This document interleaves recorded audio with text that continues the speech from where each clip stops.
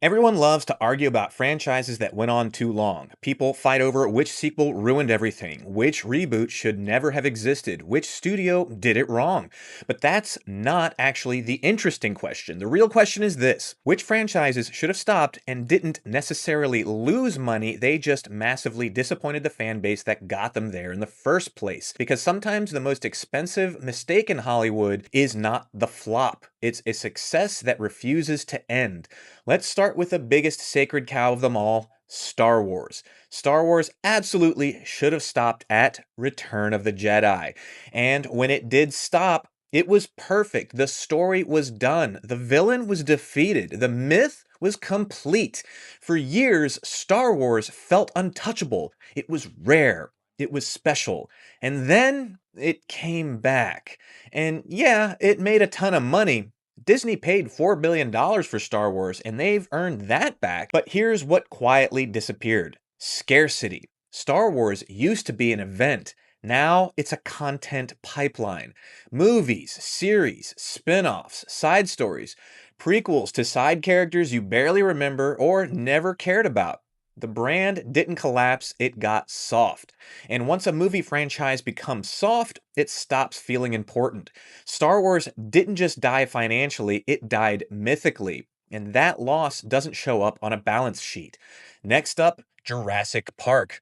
Jurassic Park should have stopped at, well, Jurassic Park. Not the trilogy, not the reboot, the very first one. That movie was not about dinosaurs running wild. It was a warning. Humans should not do this. We cannot control this. This will end badly. The moment you go back to the park, the message breaks.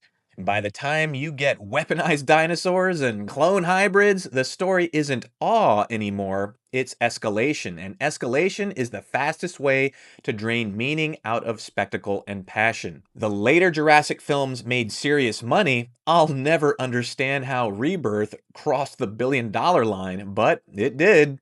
But dinosaurs stopped being terrifying. They became mascots. And once the monster is familiar, it stops being powerful. Once you start inventing new dinosaurs, it's time to call it quits. Jurassic Park didn't fail, it diluted. And dilution is how franchises quietly lose long-term value while still cashing checks. Now, the painful one. I know I'm going to get some pushback on this, but hear me out. The Matrix. The Matrix, like Jurassic Park, should have stopped at The Matrix. That movie was not a franchise. It was a complete thought, a mystery, a provocation, a question you weren't supposed to fully answer. The moment it became a trilogy, something broke. The moment it returned decades later, the spell was gone. The problem was not that it continued, the problem was that it explained too much of itself. Some stories make money because they leave space for the audience.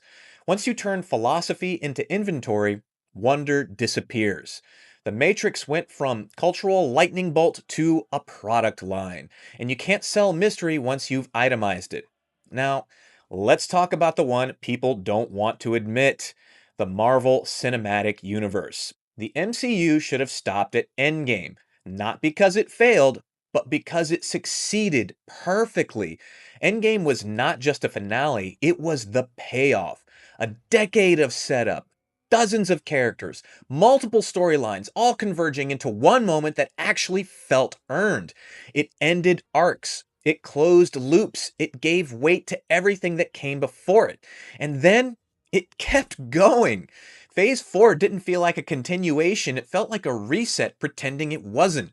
New characters without the same foundation, stories without the same stakes, and a constant stream of content that started to feel optional. That's the shift. When something becomes optional, it stops being essential. Endgame was a cultural juggernaut.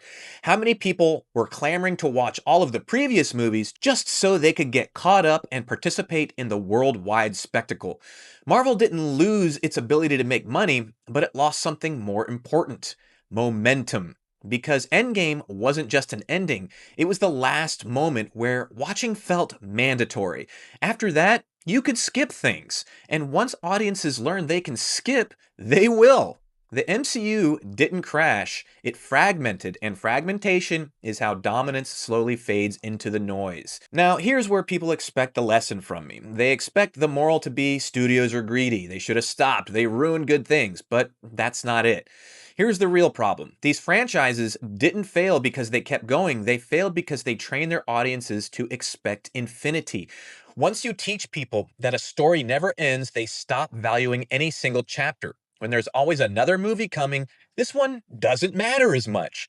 When there's always more lore, the mystery feels cheap. And when a brand is always available, it stops feeling earned. That's why Harry Potter works so well in contrast. And I'm talking about the original movie franchise, not the prequels, and not whatever the hell it is HBO is doing right now. Harry Potter stopped while people still wanted more. It didn't burn demand, it preserved it. These other franchises did the opposite. They mistook demand for durability, they mistook profit for performance. And that is where the real loss happens, because here's the part nobody likes to admit. Star Wars is still profitable. Jurassic Park is still profitable. The Matrix will probably make money again someday, and Marvel is still profitable, but none of them are trusted the way they used to be. And trust is the most valuable currency in entertainment right now, and Hollywood doesn't seem to get it. The biggest losers in these stories are not the studios, they're the fans of these franchises themselves. Because the most powerful franchises are not the ones that make the most money up front, they're the ones that can disappear and still matter. Every time a franchise refuses to end, it trades long term power for short term revenue. That is the deal. And once you see it, you can't unsee it. The most valuable stories in Hollywood history are not the ones that never stopped, they're the ones that knew when to leave the room. And here's the line that matters. A franchise doesn't die when it stops, it dies when it refuses to. And that's the mistake Hollywood keeps paying for over and over again. Next week, we're going to take a look at the movie stars that cash the biggest paycheck for any single project. Now, I'm not talking about franchises or sequels or the back end, just one paycheck they got for one single project. Now, like the video and subscribe to the damn channel, or I'll get Hollywood to uncancel Starfleet Academy.